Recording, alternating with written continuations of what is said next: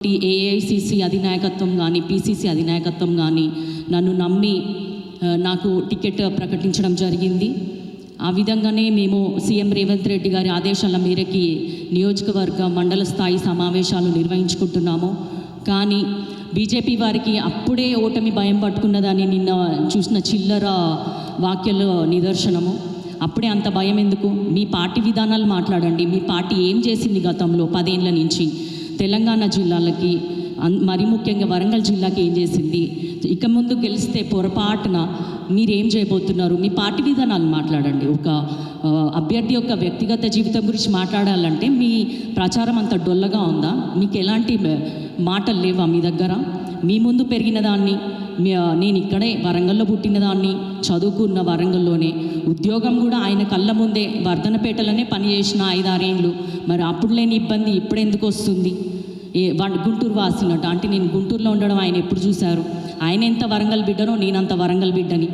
Plus నేను రాణి రుద్రమ్మ వారసురాల్ని, సమ్మక్క సారక్క ఆశయాలతోటి ముందుకెళ్తున్న దాన్ని, ఇక్కడున్న ఎమ్మెల్యేల సహకారంతో, ప్రజల ఆశీర్వాదంతో మన వరంగల్ వాసిగా ఢిల్లీలో వెళ్ళి మాట్లాడాలన్న ఉద్దేశంతో నేను రాజకీయాల్లోకి వచ్చిన దాన్ని. కొత్తగా రాజకీయాల్లోకి వచ్చిన మీరు గత 10 ఏళ్ల నుంచి రాజకీయాల్లో ఉన్నవాళ్ళు మీ ప్రచారం ఇంత డొల్లగా ఉంటుందని నేను ఎప్పుడు భావించలేదు.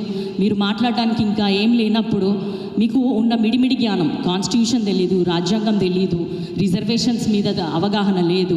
ఏదైతే మనువాదాన్ని ప్రోత్సహిస్తూ ముందుకెళ్తున్న బీజేపీ పార్టీ నుంచి వచ్చిన మీ అధినాయకుడు మోడీ ఏం మాట్లాడితే ఇక్కడున్న మీ నాయకులు కూడా అదే మాట్లాడతారు. అందుకే మీరు ఆ విధంగా మాట్లాడుతున్నారు. కులము మతము ఎన్ని రోజులు వీటిని అడ్డు పెట్టుకొని మాట్లాడతారు? ముందు జనాలకి రామ మందిరం గురించి మాట్లాడేళ్ళు, తర్వాత అక్షింతలు పంచిళ్ళు మంచిదే, కానీ అభివృద్ధి ఏంది? అభివృద్ధి ఏం జరుగుతుంది? మీరు ఏం చేస్తున్నారు? ఒక అమ్మాయి, మహిళలకి అసలు రాజకీయాలు చాలా కొత్త, మహిళలు చాలా తక్కువ మంది వస్తున్నారు.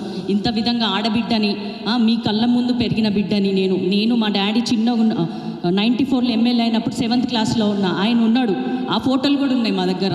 అట్లాంటి మీ కళ్ళ ముందుకు పెరిగిన బిడ్డ నేను వరంగల్ వాసిని కాకుండా గుంటూరు వాసిని ఎట్లయినా. ఇంకొకటి, నేను ముస్లింని పెళ్లి చేసుకున్నంత మాత్రాన నా కులం మారుతుంది, మతం మారుతుంది? నేను స్పెషల్ మ్యారేజ్ యాక్ట్ ప్రకారము పెళ్లి చేసుకున్నాను.